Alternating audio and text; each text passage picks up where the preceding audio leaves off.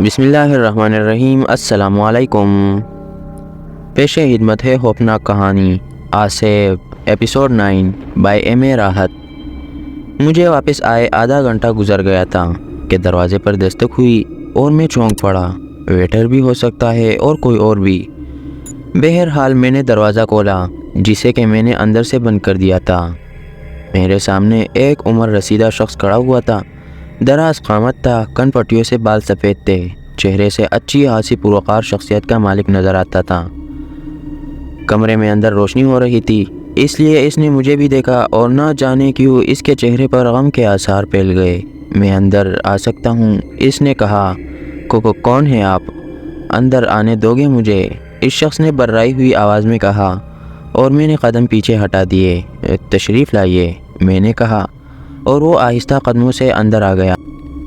لیکن اس کے پیچھے اسی کی عمر کی ایک عورت اور دو افراد اور اندر داخل ہوئے تھے، جن میں ایک آدمی اور دوسری جوان عورت تھی۔ چاروں کمرے میں داخل ہوئے۔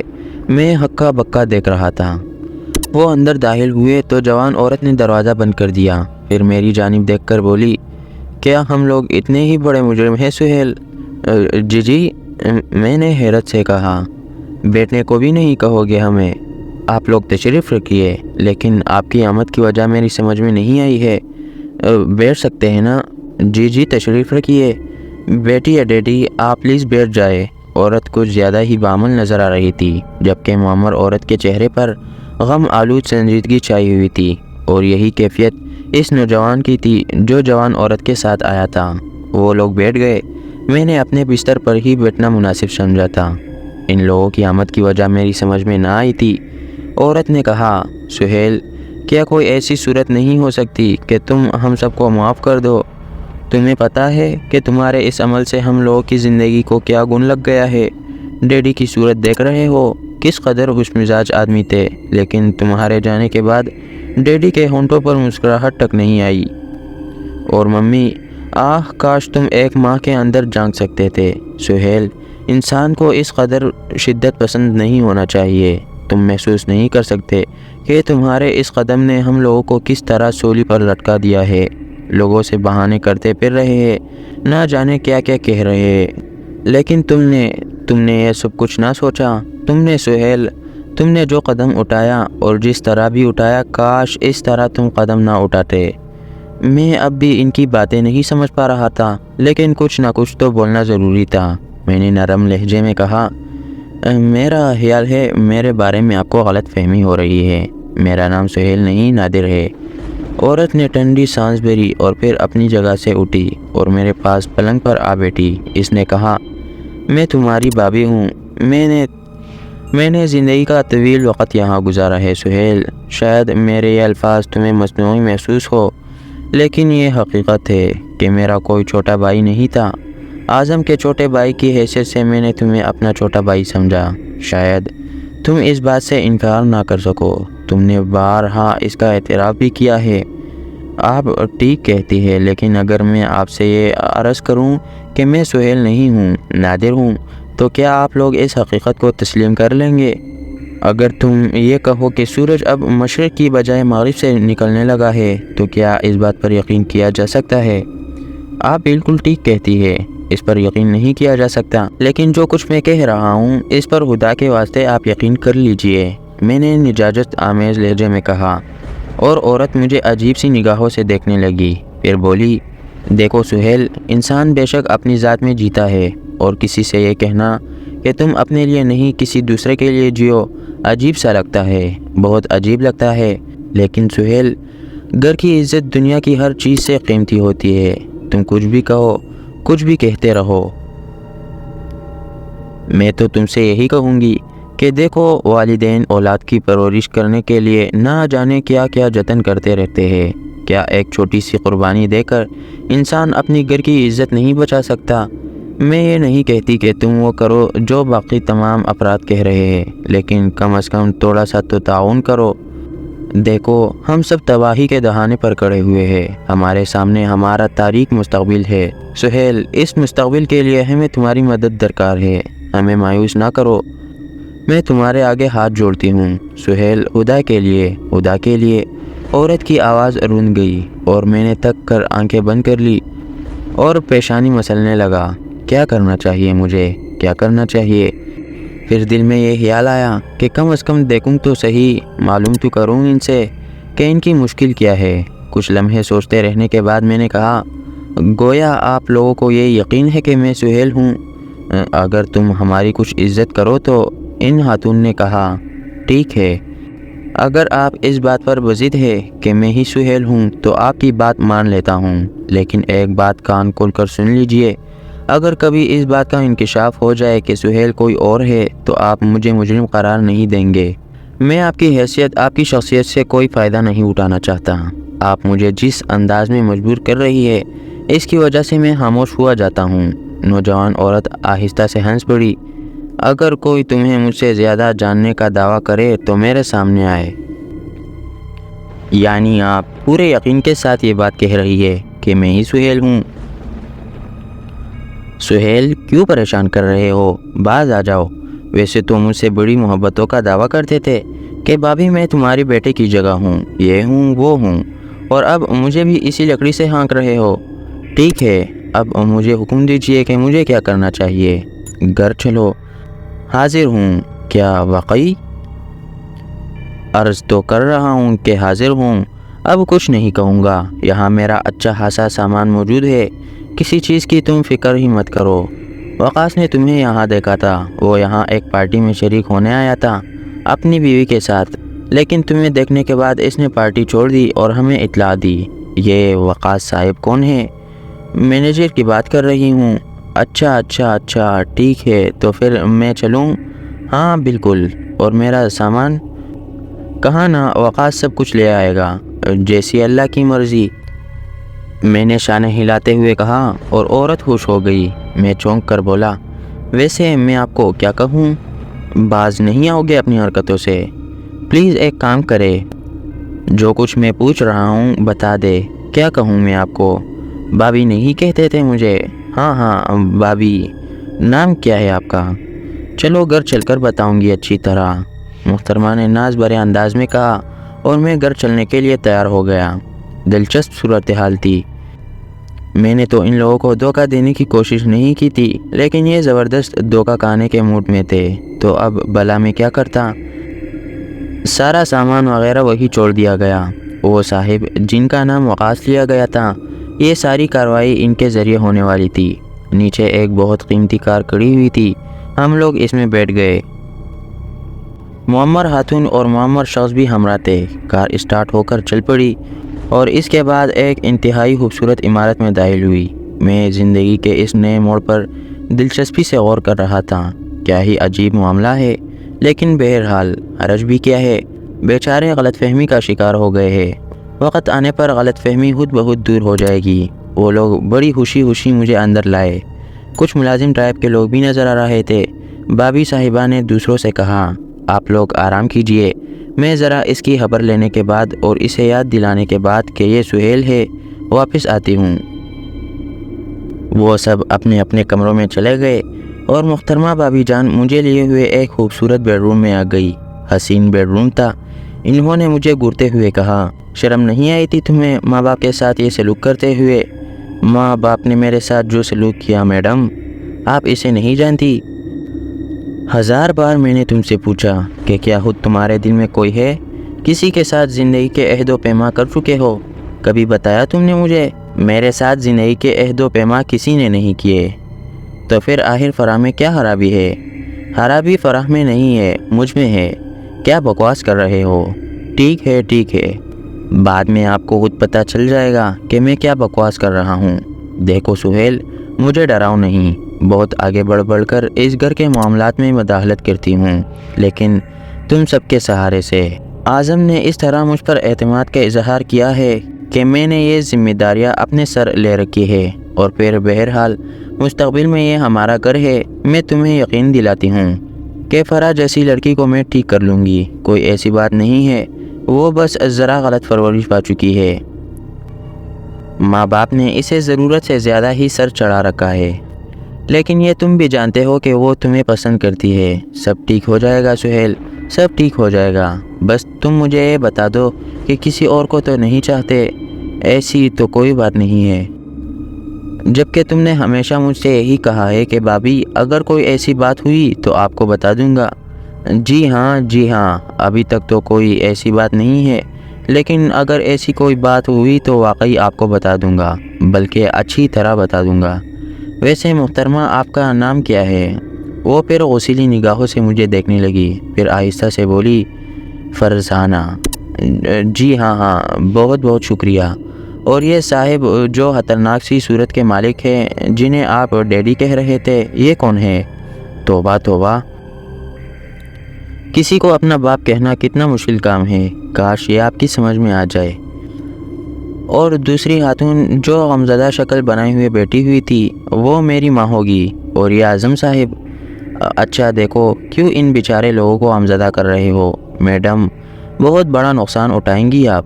ایک بات کا میں آپ سے وعدہ کرتا ہوں، آپ کو جو غلط فہمی ہوئی ہے بہرحال کسی نہ کسی شکل میں دور ہو جائیں گی، لیکن اطمینان رکھیے آپ کے اس کوٹھی سے میں کوئی قیمتی شے لے کر نہیں بھاگوں گا۔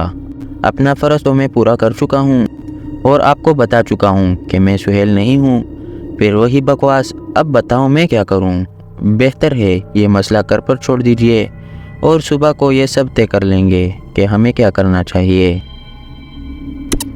بھاگ تو نہیں جاؤ گے؟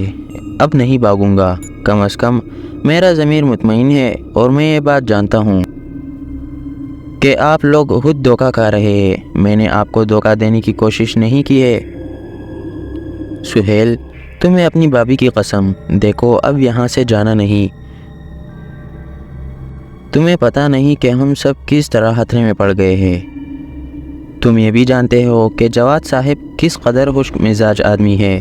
بڑی عجیب سی باتیں کی ہیں انہوں نے۔ ڈیڈی ایک عزت دار اور شریف آدمی کے لیے یہ ساری باتیں کس قدر دلدوز ہو سکتی ہے، تم ان پر غور کر سکتے ہو۔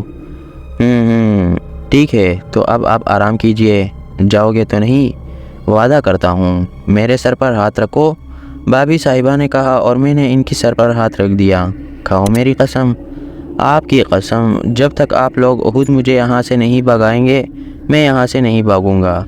اوکے، ٹھیک ہے۔ انہوں نے مجھے خدا حافظ کہا اور باہر نکل گئی۔ تب میں نے پورے کمرے کے ماحول کا جائزہ لیا اور مسہری پر جا کر بیٹھ گیا۔ کمال ہے بھائی، کمال ہے، میں نے دل ہی دل میں سوچا۔ ایسی غلط فہمی ہو رہی ہے ان لوگوں کو کہ کسی طور ماننے کے لیے تیار ہی نہیں ہے۔ اب میں ان صورتحال کے بارے میں معلومات حاصل کروں گا تو یہ لوگ میرا مذاق اڑائیں گے اور یہی کہیں گے کہ میں اداکاری کر رہا ہوں۔ بہرحال اب کیا کیا جائے، لیکن کم از کم یہ پتہ تو چلنا چاہیے کہ اصل معاملہ کیا ہے۔ پھر کوئی اور ذریعہ نظر نہیں آیا تو میں نے بھی آرام سے سو جانے کی ٹانی اور دوسرے صبح دن کو 10 بجے تک سوتا رہا۔ پھر کچھ آہٹوں نے ہی جگا دیا تھا۔ ایک عمر رسیدہ ملازمہ میرے کمرے کی صفائی کر رہی تھی۔ میں نے اسے دیکھا اور فوراً ہی میرے دل میں ایک خیال آیا، اسی ملازم سے ہی کیوں نہ صورتحال معلوم کی جائے، لیکن پتہ نہیں ملازمہ زبان کھولنے پر آمادہ ہوں گی یا نہیں۔ میں ایک کروٹ بدل کر اٹھ بیٹھا تو ملازمہ چونک کر سیدھی ہو گئی۔ پھر اس نے جلدی سے کہا، سلام چھوٹے میاں۔ وعلیکم السلام، کیا نام ہے تمہارا؟ چھوٹے میاں، ہمیں بھول گئے؟ شبنم ہے ہم۔ ہاں شبنم، بس کیا بتاؤں شبنم۔ اچھا یہ بتاؤ باہر کیا ہو رہا ہے؟ کچھ نہیں، سب کے سب جا چکے ہیں۔ منجلے میاں بھی چلے گئے ہیں، کوئی کام تھا انہیں، بڑے صاحب بھی۔ فرزانہ بیگم کچھ خریداری کرنے گئی ہے، مجھ سے کہہ گئی تھی کہ آپ کو ناشتہ دے دوں۔ اور والدہ صاحبہ فرزانہ بیگم کے ساتھ گئی ہوئی ہے، شبنم صاحبہ نے بتایا۔ شبنم، اس کا مطلب ہے گھر میں کوئی نہیں ہے؟ نہیں جی، ہم سب تو ہیں مگر گھر والوں میں سے کوئی نہیں ہے۔ ہاں جی، وہ لوگ تو گئے ہوئے ہیں۔ شبنم، مجھے تم سے کچھ کام ہے۔ حکم کیجئے چھوٹے میاں۔ دیکھو مجھ سے کوئی الٹا سیدھا سوال مت کرنا، جو تم سے پوچھوں وہ بتانا۔ جی، شبنم حیرت سے بولی۔ 200 روپے انعام دوں گا تمہیں، سمجھی؟ میں نے کہا اور شبنم کی آنکھوں میں چمک دیکھ کر سوچا کہ بن گیا کام۔ دو ہی باتیں ہو سکتی تھی، اگر ملازمہ کچھ زیادہ ہی وفادار ہو تو یہ 200 روپے کا خیال اس کی آنکھوں میں چمک نہ پیدا کرتا، اس کا مطلب ہے وہ زبان کھول دے گی۔ चुनांचा सबसे पहले मैंने इसे अपने पास मौजूद करेंसी में से 200 रुपये निकाल कर दिए और इसने मुझे कई सलाम करके नोट अपने पल्लों में बांध लिए। फिर बोली, नाश्ता ले आए सरकार, अगर आप मुँह हाथ धो ले तो। फजूल बातें मत करो, यहाँ बैठ जाओ। मैंने एक तरफ इशारा किया और वो बैठ गई। मेरा नाम क्या है? मैंने सवाल किया। जी छोटे मियाँ। देखो, जी या क्या और क्यों का लफ्ज़ तुम्हारी ज़बान से नहीं आना चाहिए, और जो कुछ मैं पूछ रहा हूँ वो सब तफसील से बताती रहो। सुहेल मियाँ हैं आप जी? हाँ ठीक है, मैं सुहेल मियाँ हूँ। बिल्कुल ठीक कहा तुमने। शबनम, मुझे यहाँ से गए हुए कितने दिन गुजर गए थे? वो जी सही बात तो याद नहीं, लेकिन 4-5 महीने तो हो गए। हाँ बिल्कुल इतना ही अरसा हुआ है, मैंने गर्दन हिलाते हुए कहा, और मुझे इस तरह देख रही थी जैसे अब इसे मेरी दिमागी हालत पर शुबा हो रहा हो। मैंने फिर पूछा, शबनम तुम कितने अरसे से यहाँ मुलाजिम हो? छोटे मियाँ, हमें तो यहाँ 14-15 साल हो गए। इतने से थे आप जब हम यहाँ आए थे।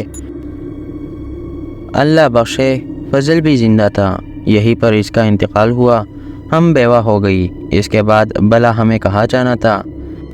गुड, इसका मतलब है कि तुम्हें घर की सारी बातें मालूम हैं। तो ये तो आप लोगों की मेहरबानी है कि एक नौकरानी को आपने इतनी इज्जत दी है।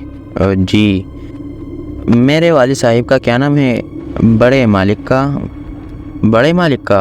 हाँ, नाजिम अली। वो हैरत से बोली। और माँ का क्या नाम है? आयशा बेगम। इसके चेहरे पर हैरत के नक़ूश गहरे होते चले गए। खैर, मेरे भाई का नाम आज़म है और भाभी का फरजाना, ये तो मुझे मालूम है। छोटे मियाँ कैसी बातें कर रहे हैं आप? पल्लू में से 200 रुपये खोल लूँगा, जो कह चुका हूँ वही करो, ज़्यादा गड़बड़ की तो अच्छा नहीं होगा, मैंने कहा, और वो खौफज़दा हो गई। इसने दुपट्टे का पल्लू मुट्ठी में दबा लिया। अच्छा, अब मुझे ये बताओ कि फ़राह बेगम और जवाद बेग कौन है? जवाद बेग आपके होने वाले ससुर है जी, और फ़राह बेगम आपकी होने वाली बीवी।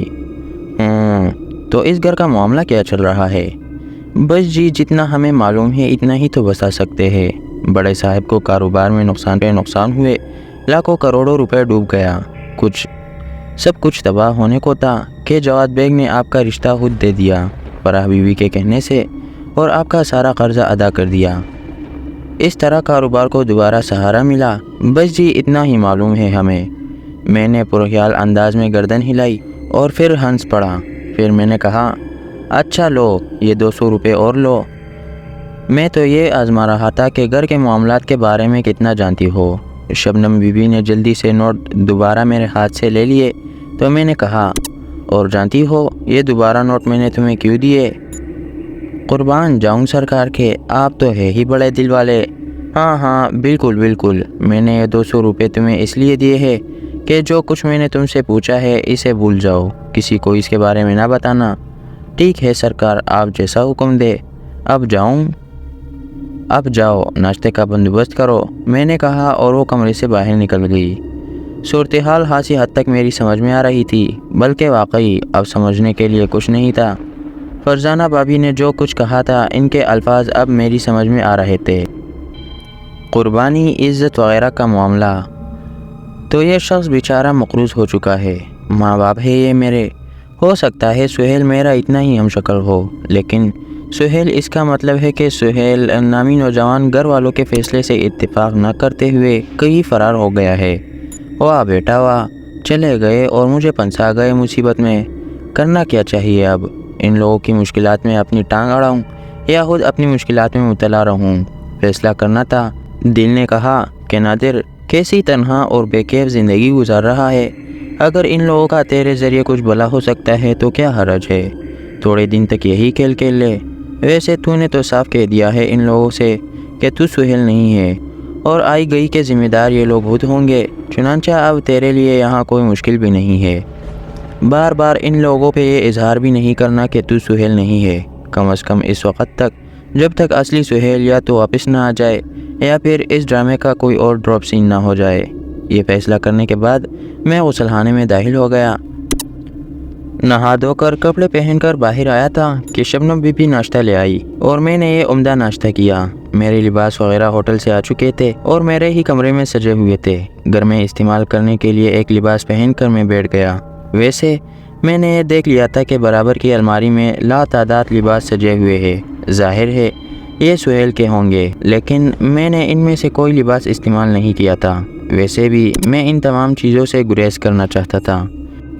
तो फिर फरजाना भाभी वापस आ गई। मेरे लिए हाथ से तोहफे तोहफ़ लाई थी। फिर इन्होंने कहा, माँ बाप से बिल्कुल बातचीत नहीं करोगे? तुम्हें नहीं मालूम अम्मा जान किस कदर बेचैन है। ठीक है, चलता हूँ। सुहेल, बहुत गम उठाए हैं इन्होंने। अब देखो ना, तकदीर के फ़ैसलों से इन्हिराफ नहीं किया जा सकता। तुम सबसे नाराज़गी छोड़ दो। छोड़ दी, मैंने मुस्कुराते हुए कहा। क्या वाकई? बिल्कुल। तो फिर आओ, अम्मा जान से लिपट जाओ। और फिर जब मैं अम्मा जान से लिपटा तो मेरे दिल के इंतहाई पोशीदा गोशों से एक दर्द भरी आवाज़ निकलने लगी। ये आवाज़ मेरे कानों में अल्फाज बनकर गूंज रही थी। ये आवाज़ मेरी माँ की थी। आज एक दूसरी माँ से लिपट कर मुझे अपनी माँ याद आई थी, लेकिन इन यादों के साथ साथ दिल पर एक बोझ भी था। जैसी भी गुज़रती ज़िंदगी गुजार लेती, मेरी परवरिश करती। मैं जवान होता तो इसका सहारा बन जाता। शादी के बगैर क्या वो नहीं रह सकती थी? अरे भीख मांग लेती, बर्तन मांज लेती दूसरे घरों के, लेकिन मुझ पर तो सौतेला बाप तो मुसल्लत ना करती, जिसने मेरी शख्सियत ही मसख करके रख दी थी। सोचने समझने के काबिल होकर मैंने अंदाज़ा लगाया था कि फजलहाँ दूध वाला एक घटिया और नीच आदमी था। वो इससे ज़्यादा और क्या कर सकता था मेरे साथ जो इसने किया? इसके अपने भी बच्चे थे। मैंने नुमाया फ़र्क देखा था अपने और इन बच्चों के दरमियान, और ये फ़र्क मेरी माँ भी करने लगी थी, चाहे फजलहाँ की हौफ से ही क्यों ना हो। क्या इसे करना चाहिए था? ये नकली अम्मा जान मुझसे लिपटी हुई रोती रही, और बहरहाल मैंने इन्हें मसनूई दिल के साथ तसल्लियाँ भी दी। इन्होंने रोते हुए कहा, पागल, ज़िंदगी में तो बड़ी वुसअतें हैं। अगर हम लोगों को इस तरह सहारा मिल जाए तो तुझे गुरेज नहीं करना चाहिए। तूने बहुत दुख दिए हैं मुझे। आप बेफिक्र रहें अम्मा जान, अब मैं आपको कोई दुख नहीं दूंगा। रात डिनर पर भी यह जज्बाती महफिल जारी रही और मैं भी अदाकारी करता रहा। अब्बा जान ने मेरे साथ शफ़क़त का सलूक किया। फिर दौरान गुफ्तगू मुझे ये बात मालूम हुई कि जवाद बेग साहिब मुसलसल धमकियाँ देते रहे हैं। फराह बेगम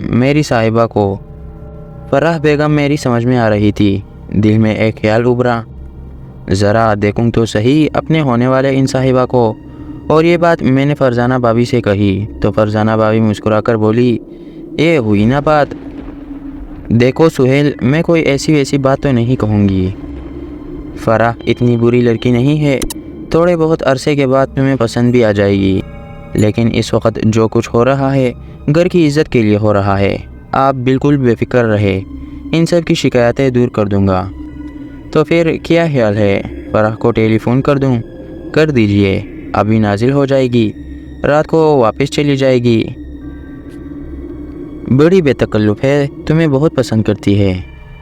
अभी तक हम लोगों ने सिर्फ इस ख्याल के तहत जवाद बेग साहिब को तुम्हारी वापसी के बारे में टेलीफ़ोन नहीं किया कि फ़ौरन हंगामा शुरू हो जाएगा। कहीं तुम इस हंगामे से इन्हिराफ न करो। हालात बड़े संगीन चल रहे हैं। जवाद बेग साहिब बड़े कारोबारी आदमी हैं। करे लहजे में कह रहा था कि जो कुछ इन्होंने हमारे लिए किया है सिर्फ फराह के अच्छे मुस्तकबिल के लिए। अगर ये बात नहीं हुई तो फिर ये समझ लीजिए कि दूसरे वो सलूक ना करते जो जवाद बेग साहिब करेंगे। समझ रहे हो ना? समझ रहा हूँ, लेकिन अब इस वक्त आप इन्हें फ़ोन मत कीजिएगा। कल मिल लेंगे फराह साहिबा से।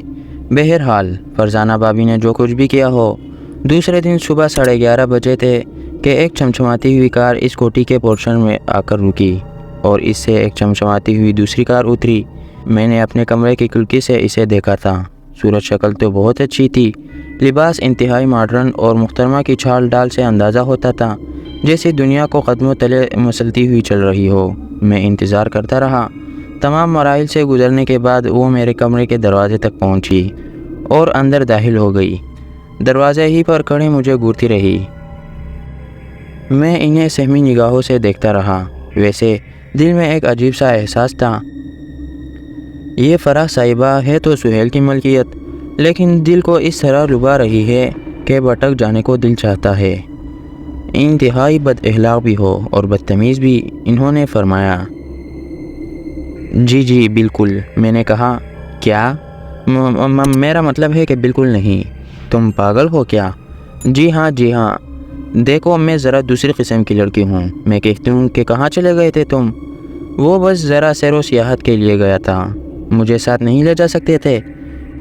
دیکھنے گیا تھا کہ کون کون سی جگہ اس دنیا میں ہم دونوں کے قابل ہے، میں نے کہا، اور وہ آہستہ آہستہ بڑھتی ہوئی میرے قریب پہنچ گئی۔ تم انتہا پسند ہو، پاگل، ٹھیک فرمایا آپ نے۔ کیا ٹک ٹک لگا رکھی ہے؟ کہاں کہاں گئے تھے مجھے بتاؤ، اور اس طرح سب کو بتائے بغیر کیوں گئے تھے؟ تمہیں پتہ ہے تمہارے پیچھے سب کی کیا حالت ہوئی؟ پتہ ہوتا تو جاتا کیوں، بے وقوف کہیں کے۔ شکریہ۔ اب کیا پروگرام ہے؟ ناشتہ کر لیا ہے، دوپہر کا کھانا کھاؤں گا، میں نے کہا۔ شٹ آپ، نہیں کھاؤں گا، میں نے جواب دیا اور وہ ہنس پڑی۔ بس اب تیار ہو جاؤ، تمہیں پتہ نہیں ہے میں تمہارے لیے کس قدر پریشان رہی ہوں، اور پتہ ہے ان لوگوں نے کیا اڑانا شروع کر دیا تھا؟ کن لوگوں نے؟ انہی تمہارے گھر والوں نے۔ مکیاں اڑائی ہوں گی یا پتنگ اڑانا شروع کر دی تھی؟ کہنا شروع کر دیا تھا ان لوگوں نے کہ تم مجھے ناپسند کرتے ہو، اس لیے گھر سے بھاگ گئے ہو۔ فرح نے کہا۔ بکواس کرتے ہیں، تم سے حسین لڑکی تو میں نے روئے زمین پر دوسری نہیں دیکھی۔ جھوٹ بول رہے ہو، وہ اترا کر بولی۔ ہو سکتا ہے، میں نے جواب دیا۔ کیا؟ وہ پھر غصیلی لہجے میں بولی۔ نہیں، میرا مطلب یہ ہے کہ ہو سکتا ہے کسی کونے قدرے میں چھپی بیٹھی ہو، میری نگاہوں کے سامنے نہ آئی ہو۔ کون؟ وہی، میرا مطلب ہے تم سے زیادہ خوبصورت لڑکی۔ بہت زیادہ ظرافت کا مظاہرہ مت کرو، میں تم مردوں کی چالیں خوب سمجھتی ہوں۔ ظاہر ہے مردوں سے تمہارا واسطہ پڑتا رہتا ہے۔ کیا مطلب؟ میرے کردار پر طنز کرنا چاہتے ہو؟ ارے باپ رے، تم سے تو کوئی بات کہنا بھی بس مشکل ہی ہے۔ اچھا میں کہتی ہوں تیار ہو جاؤ۔ تمہیں معلوم نہیں ہے تمہاری وجہ سے میں نے کتنے طعنے سنے ہیں، کس کس نے میرا مذاق اڑایا ہے۔ لوگ یہ کہنے لگے تھے کہ تم مجھے پسند نہیں کرتے اور میں اس قابل نہیں ہوں۔ توبہ توبہ، کون لوگ تھے وہ؟ ان کے ناموں کی ایک فہرست بنا کر مجھے دے دو، سب کو ٹھیک کر دوں گا، میں نے کہا۔ اب اٹھو گے یا نہیں؟ بکواسی کرتے رہو گے؟ اٹھوں گا، سر کے بل اٹھوں گا، میں نے کہا اور اپنی جگہ سے اٹھ گیا۔ کیا مزے کی بات تھی، میرے ہونے والے بیگم صاحبہ یہ خاتون ہے جو کسی اون کی طرح میرے ناک میں نکیل ڈالنے کی کوشش کر رہی ہے۔ بہرحال میں تیار ہو گیا، وقت نے کہیں سے کہیں پہنچا دیا تھا، تو وقت کے ساتھ سفر تو کرنا ہی تھا۔ اب یہ الگ بات ہے کہ اس سفر میں میری ٹانگیں ٹوٹ جائیں گی، کیا کروں کیا نہ کروں؟ کوئی ایک بات سمجھ میں آتی ہو تو اس بارے میں کہوں۔ بہرطور میں نے لباس وغیرہ تبدیل کر لیا۔ گھر کے لوگوں میں فرح نے کوئی دلچسپی نہیں لی تھی، اور میں یہ محسوس کر رہا تھا کہ فرح نہ تو ان لوگوں کو پسند کرتی ہے اور نہ ہی یہ لوگ فرح کو پسند کرتے ہیں۔ عجیب لوگ تھے، ایک شخص کو داؤ پر لگا کر اس کے مستقبل سے کھیل رہے تھے، حالانکہ انسان اپنے معاملات خود بھگتتا ہے۔ اگر ان کا کوئی ایسا معاملہ تھا تو انہیں خود دیکھنا چاہیے تھا۔ فرح جیسی 30 مرحلہ کی لڑکی بھلا کون پسند کرتا تھا؟ بیچارہ سہیل صحیح بھاگا، ایسی لڑکی کے ساتھ گزارا کرنا کتنا مشکل کام ہے۔ بہرحال فرح صاحبہ مجھے اپنی قیمتی کار میں بٹھا کر لے چلی۔ راستے میں انہوں نے کہا، بتاؤ گے نہیں کہاں گئے تھے؟ بھئی فرح، بہت سے معاملات ایسے ہوتے ہیں جنہیں فوراً ہی نہیں بتایا جا سکتا، اب میں تمہیں کیا بتاؤں؟ کیا مطلب ہے تمہارا؟ کیا دنیا میں کوئی ایسی بھی بات ہے جو تم مجھ سے بھی چھپاؤ گے؟ اگر ابھی تم ایسا کر رہے ہو تو شادی کے بعد کیا ہوگا؟ بالکل بالکل، شادی کے بعد شاید میں تم سے ہر بات چھپاؤں۔ کیا مطلب ہے؟ فرح نے اتنی زور سے بریک لگایا کہ میرا سر ڈیش بورڈ سے ٹکراتے ٹکراتے بچا۔ وہ مجھے گور رہی تھی۔ وہ سامنے، میں نے سامنے سے آنے والی گاڑیوں کی طرف اشارہ کر کے کہا۔